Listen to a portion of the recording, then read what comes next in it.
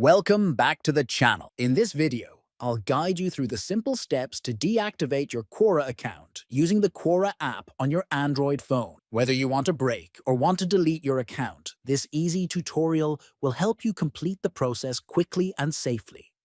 Open the Quora app on your Android device.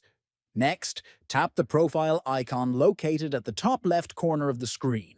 After that, from the side menu, scroll down and tap on Settings. Then tap on Privacy. Now, scroll down until you find the option Deactivate Account and click on it. Enter your account password when prompted. Finally, tap on Done, then confirm by clicking on Deactivate to complete the process.